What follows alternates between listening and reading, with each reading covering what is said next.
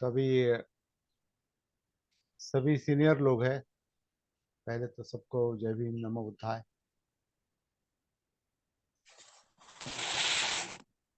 सभी लोग सीनियर है और ज़्यादा प्राथमिक बात करने की कोई आवश्यकता नहीं। सीधे साधना पर उतरते हैं और हमारी साधना का जो वन लाइन है, वन लाइन यानी सार। हमारी साधना का जो सार है वो सार हमेशा भी दिमाग में रखेंगे। वो इम्पोर्टेंट बात है सबसे। वो सार ये है, वो सार मिला है हमको, वो आनापान सती सुत्त में मिला है। पहले हमने अभी साधना पर काम किया है कई सालों तक, और वो सार हमको आनापान सती सुत्त में मिला है। और उस सुत्त के सार को ही हम अपनी साधना का एक ढांचा बनाएंगे, ढांचा बनाएंगे उसको। और वो बहुत इम्पोर्टेंट है। अगर हमारी साधना कभी इधर उधर जाती है तो वो जो सार जो है, वो जो वन लाइन है, वो वन लाइन हमको रास्ते पर लाएगी। वो ढांचा हमको ट्रैक पर लाएगा। तो अब इसके बारे में हम अभी बात करेंगे। और अगले जितने भी दिन हमको मिलते हैं वर्षावास के निमित्त, जितने भी दिन हमको मिलते हैं उसी पर काम करते रहेंगे। और अपनी जो साधना है जो ऑलरेडी हम सब लोग कर रहे हैं उसको और डेप्थ में कैसे ले जाएंगे, गहराई में कैसे लेके जाएंगे, ये देखेंगे। और वो वन लाइन आपको पता है कि आनापान सती की साधना महाफलदायक होती है।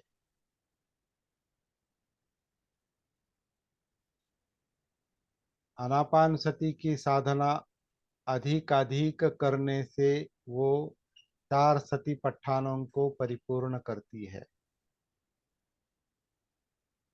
और चार सती पट्ठान जो है वो कायानुसति है, वेदनानुसति है, चित्तानुसति है, मनोधम्मानुसति है, थिंकिंग प्रोसेस, मनोधम्म। तो आनापान सती की अधिकाधिक भावना करने से वो चार सती पट्ठानों को परिपूर्ण करती है। और चार सती पट्ठानों की अधिकाधिक भावना करने से वो सप्त बोध्यांग को परिपूर्ण करती है। और सप्त बोध्यांग जो है वो सती, धम्म, विचय, वीर्य, प्रीति, प्रसरब्धि, समाधि और उपेक्षा। तो चार सती पट्ठानों की अधिक भावना करने से वो सप्त बोध्यांग को परिपूर्ण करती है। और आखिरी जो बात है, सप्त बोध्यांग की जितनी अधिक से अधिक भावना करेंगे वो विद्या और विमुक्ति को प्राप्त करेंगे। उससे विद्या और विमुक्ति की प्राप्ति होगी। अभी बुद्ध की शिक्षा, कोई भी शिक्षा हो, या बुद्ध की शिक्षा नहीं, कोई भी साइंटिफिक शिक्षा हो, शास्त्रोक्त शिक्षा हो, कोई भी शिक्षा जो है उसमें आमतौर पर पहले थ्योरी आती है। तो हम जो शिक्षा लेते हैं स्कूल में या इधर उधर, खासकर साइंस की शिक्षा जो होती है, या कोई भी शास्त्रीय अनुसंधान, साइंटिफिक इन्वेस्टिगेशन जो चलता है, उसका एक एक फॉर्मेट होता है, एक तरीका होता है। पहले उसमें थ्योरी आती है। थ्योरी मतलब हमको क्या करना है वो हमें कोई बताता है, हाँ ऐसा ऐसा करना है। तो थ्योरी आती है और उस थ्योरी के अनुसार हम प्रैक्टिस करते हैं।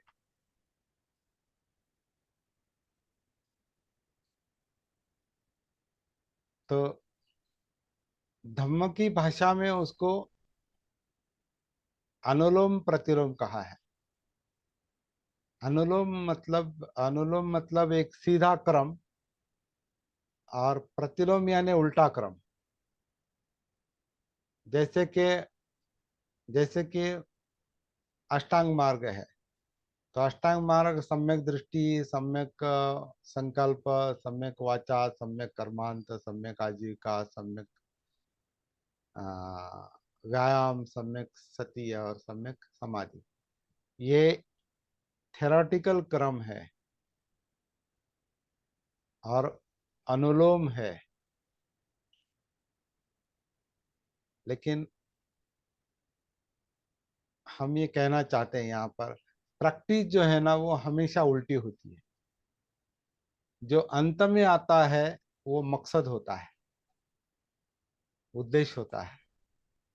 थ्योरी में जो अंत में आता है वो मकसद होता है हमेशा, मतलब वो करना है। जैसे कि अभी अष्टांग मार्ग का हमने अंत में समाधि आती है, तो समाधि का मतलब क्या है कि जो बिखरा हुआ अस्तित्व है, मनोकायिक अस्तित्व जो है, मन है, ये चित्त है, मतलब हमारा हमारा विचार, हमारा बोलना और हमारी कृति, कायिक वाचिक मानसिक, ये जो अस्तित्व है उसमें एक रूपता नहीं रहती। मतलब एक नहीं चलता, वो दिमाग में और चलता है, बोलते कुछ और है, करते कुछ और। तो ऐसा हमारा जीवन चलता है। तो दिमाग में कई सारे उद्देश्य होते हैं, और बोलते कुछ और है और करते कुछ और है। या जो करते हैं वो दिमाग को पता नहीं चलता, प्रभाव में जो जो आता है उसको रिएक्शन रिस्पॉन्स करते करते हमारा जीवन चलता है। लेकिन वही करना ही होता है ऐसा नहीं, करने का सोचा है या करने का संकल्प किया है ऐसा नहीं, वो हो जाता है। जैसे रास्ते में हम चले हैं और रास्ते में चलते चलते अचानक गड्ढा आता है, या कोई आदमी सामने आता है, वो हमको हाथ दिखाता है, हम उसको हाथ दिखाते हैं। कैसे चल रहा है? ठीक चल रहा है। और क्या है, बाल बच्चे कैसे? ठीक है। हाँ, नौकरी कैसे चल रही है? हाँ, ठीक है। रिटायरमेंट, अभी रिटायरमेंट के बाद क्या? तो वो जो पूछता है उसको हम जवाब देते हैं और हमारा वार्तालाप चलता है। तो ऐसी जो बातें हैं वो ऐन वक्त पर चल रहा है, और ऐसा ऐन वक्त पर हमारा प्रवाह के साथ जीना चलता है हमेशा। वो संकल्प नहीं होता, वो तय नहीं किया करते हम पहले, वो हो जाता है प्रवाह के, गति के अनुसार, जीवन गति के अनुसार, जीवन प्रवाह के अनुसार वो काम चलता है। लेकिन अभी ये जो समाधि, समाधि का अगर मतलब समझ में आता है कि हमारा जो जीवन है वो हमेशा बिखरा हुआ रहता है, बिखराव रहता है, स्कैटर्ड। उसी को तांत्रिक भाषा में, टेक्निकल भाषा में, वो समाधि में नहीं रहता। सम इधर, समाधि शब्द में क्या आता है? सम यानी विथ, के साथ।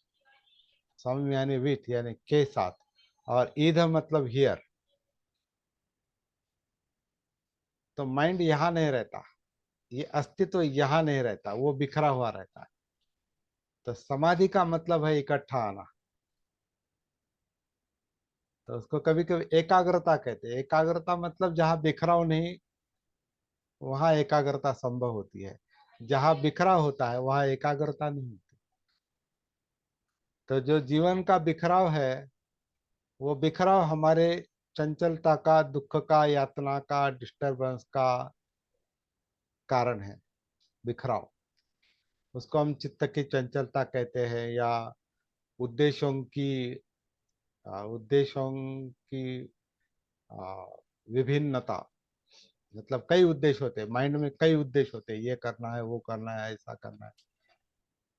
हमेशा उसको हम इच्छाएं भी कहते हैं, तृष्णाएं भी कहते हैं। ये जो, इसको चित्त कहते हैं। तो चित्त का जो पुल है, ये चाहिए, वो चाहिए, ऐसा चाहिए, वैसा चाहिए, ये नहीं चाहिए, वैसा नहीं, ऐसा होना चाहिए, वैसा नहीं होना चाहिए। तो ये जो चाहत है, चाहिए चाहिए चाहिए, चाहत, इच्छाएं, तृष्णाएं, तो अविद्या में ये सारा भटकाव है और उसके कारण हमारा व्यक्तित्व बिखरा हुआ है। मतलब वो समाधि में नहीं, यहाँ नहीं रहता, वो कहीं भी रहता है। हम फिजिकली यहाँ रहते हैं, मेंटली कहीं भी रहते हैं। हमारा शरीर यहाँ है और मन कहीं भी है, कहीं भी हो सकता है। और उसकी अविद्या है, वो हम जानते नहीं, क्योंकि उसकी सती नहीं, उसका भान नहीं, और इसलिए समाधि नहीं। इसलिए अष्टांग मार्ग के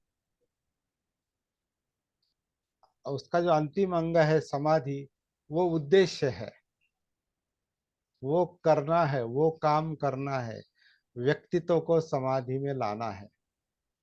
मनोकायिक व्यक्तित्व को, अस्तित्व को समाधि में लाना है, इकट्ठा लाना है। मतलब उसकी चंचलता कम करनी है, उसका बिखराव कम करना है।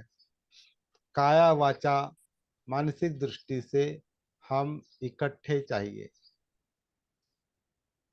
तभी वो शक्ति एक मार्ग पर चलती है और कुछ मिलता है, हासिल होता है। वरना मन मन में एक बोलता कुछ और है और करता कुछ और है। ऐसा अगर व्यक्तित्व है तो वो आ, भंग, मतलब भंग हो, सब सब समाधि भंग है वो एक तरह से। तो ऐसा है, मन समाधि में नहीं है, इसलिए दुख है, तनाव है, बिखराव है।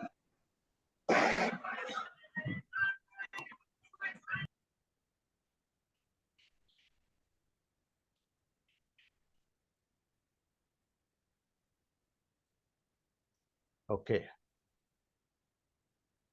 बिखराव है। जय भीम। अभी बीच में मत बोलिए सर, और माइक जी म्यूट। सर जी। हाँ, माइक म्यूट, विषय चल रहा है।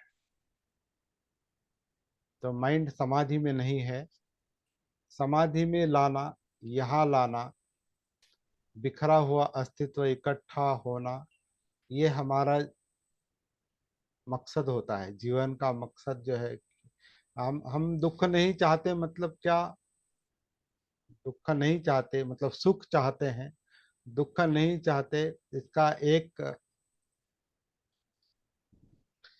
इसका दूसरी भाषा में हम कुछ ऐसा चाहते हैं कि जिसमें हमें यातनाएं ना हो, दुख ना हो, बिखराव ना हो, शांति हो, मन को स्थिरता आए, शांति आए, और कुछ भी प्रॉब्लम, दुख ना हो।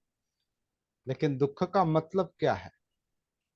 दुख का मतलब ये समाधि ना होना है, बिखराव है, ये तनाव है, और वो चित्त के कारण है।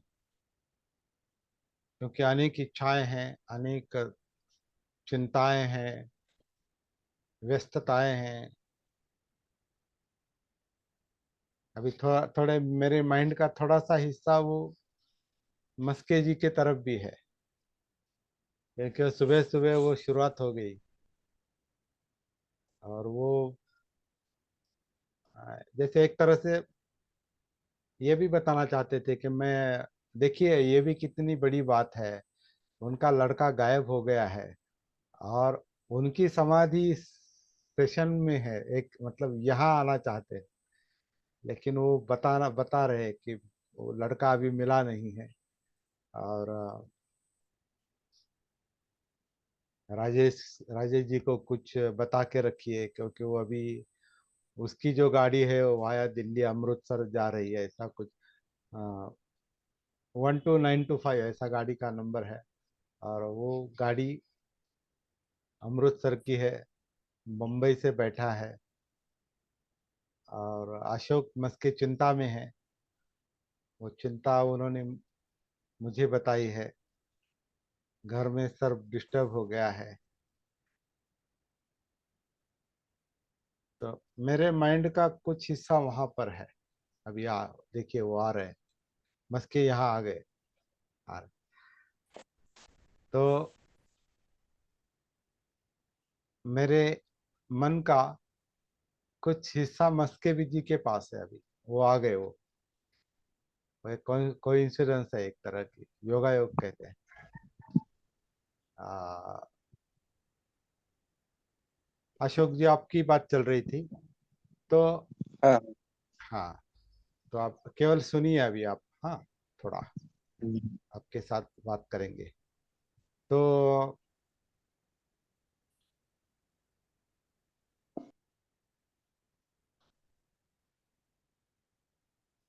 मस्के जी यहाँ आ गए, वो अच्छा हो गया।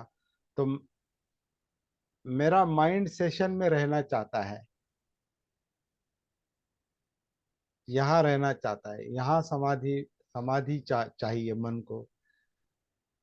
लेकिन कई ऐसी वजह है, कई कारण है जो बिखराव रहता है, तो माइंड समाधि में नहीं रहता, इकट्ठा नहीं रहता। और इसके लिए, इसीलिए हमारा जो व्यक्तित्व जो है वो आ, आ, बिखरा हुआ रहता है, स्कैटर्ड रहता है, और उस पर तनाव रहता है। तो ये चित्त का तनाव है। इसलिए समाधि जो है वो एक उद्देश्य है। इस पर हम बात कर रहे थे।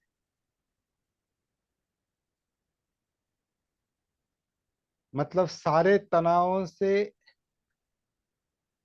मन को मुक्ति चाहिए।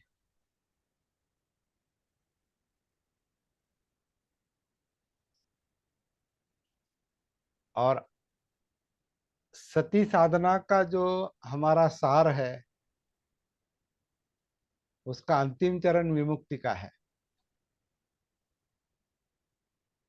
तो समाधि और विमुक्ति, विमुक्ति समाधि का परिणाम है, सम्यक समाधि का।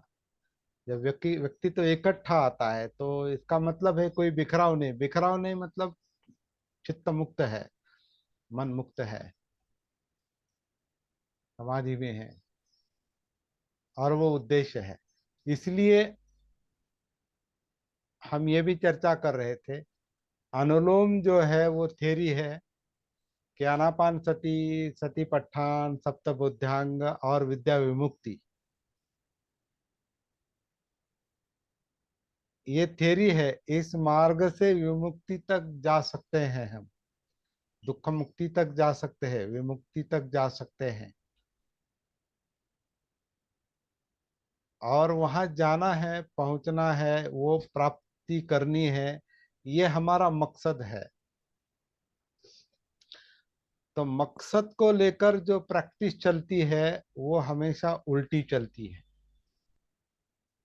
थ्योरी सुलट मतलब सरल, थ्योरी सरल है और प्रैक्टिस उल्टी है। क्योंकि प्रैक्टिस में पहले मकसद होता है। हाँ, कहाँ जाना है, क्या करना है। हाँ, ये करना है, विमुक्ति चाहिए, क्योंकि ये अस्तित्व प्रॉब्लम है, जीवन प्रॉब्लम है, तनाव है, टेंशन है, बिखराव है। विमुक्ति चाहिए। विमुक्ति के लिए विद्या चाहिए। विद्या यानी प्रज्ञा चाहिए, समझ चाहिए, अंडरस्टैंडिंग चाहिए। क्या करना है, कैसे करना है, क्यों करना है, क्या करना है, आ, वो क्यों करना है, कैसे करना है, और सब फिर पीछे जाना पड़ता है। विद्या, विद्या चाहिए, विमुक्ति के लिए विद्या चाहिए। और वो विद्या कौन सी चाहिए? तो ये आनापान सती, सती पट्ठान और सप्तबुद्ध्यांग, ये प्रैक्टिस कैसे करनी है, ये भी उल्टी चलती है। उपेक्षा से वो विमुक्ति मिलती है, अनात्मा। उपेक्षा से विमुक्ति मिलती है। तो उपेक्षा किस बात की? कि समाधि के लिए जो जो प्रयास किए हैं वो उसको पर्सनलाइज नहीं करेंगे, मैं और मुझे मिला है, मेरा और मेरे कारण। तो वो उपेक्षा जो है, वो उपेक्षा से विमुक्ति है। तो और वो उपेक्षा, समाधि, समाधि के लिए प्रयास जो करते हैं वो अगर समाधि में सफल होते हैं, लेकिन मैं और मुझे समाधि मिली और मैं बहुत सिद्ध हूँ और मैं बहुत प्राप्ति वाला हूँ, बहुत बहुत ऊंचा हूँ, तो वो वहां फंस जाता है। समाधि, समाधि में वो फंस जाता है, वो सम्यक समाधि नहीं रहती, फिर वो मिथ्या समाधि रहती है। और वो हर एक को संभव है जो करेगा। सही गलत काम करने वाले सबको समाधि मिल सकती है। कई समाधि समाधि सिद्ध लोग हमारे देश में है, दुनिया में है सिद्ध लोग जिन्होंने सिद्धि प्राप्ति हो गई, लेकिन वो विकृत भी है। अभी जो कुछ लोग जेल में हैं, वो समाधि वाले ही है सब, मिथ्या समाधि वाले। क्योंकि कुछ ना कुछ उनको कुछ हद तक मिलता है, लेकिन वो उपेक्षा अनात्म का मुद्दा समझ में नहीं आता, तो उसमें वो अटक जाते हैं। तो लोगों को ब्लैकमेलिंग करते हैं। तो उपेक्षा बहुत इम्पोर्टेंट है। और समाधि यानी प्राप्ति है, वो कुछ मिलता है, मकसद थोड़ा हाथ में आता है, मकसद के मुताबिक कुछ काम होता है, उसमें सफलता भी मिलती है, लेकिन उसमें अटक जाते हैं।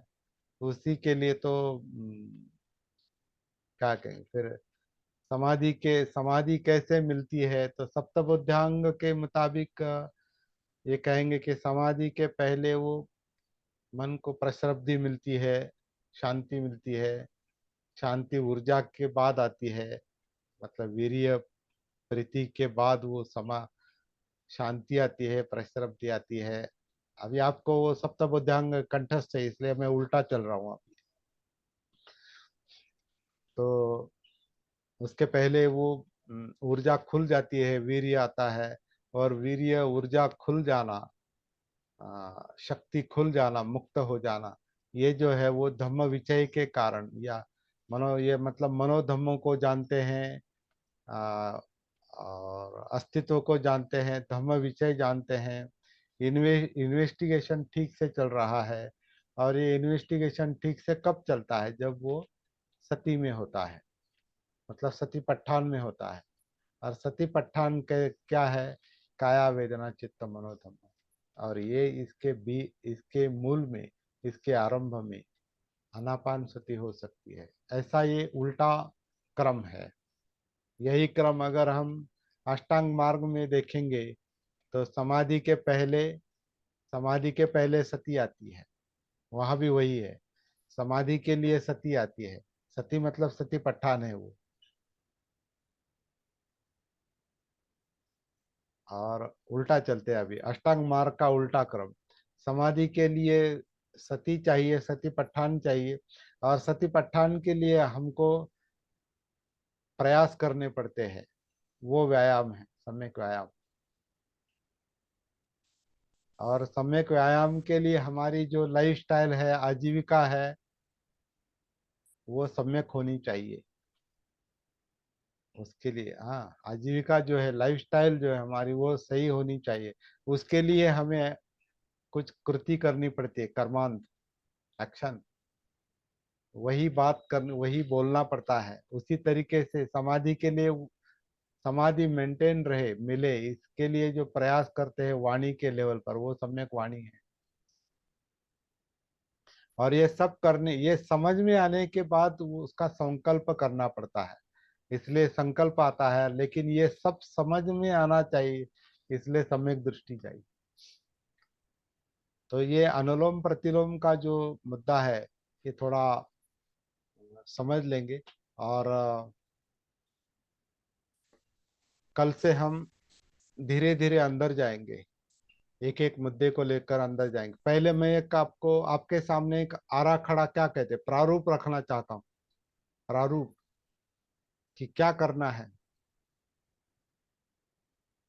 तो प्रारूप हमारे माइंड में चाहिए, वो वन लाइन हमारे माइंड में चाहिए, मन में चाहिए।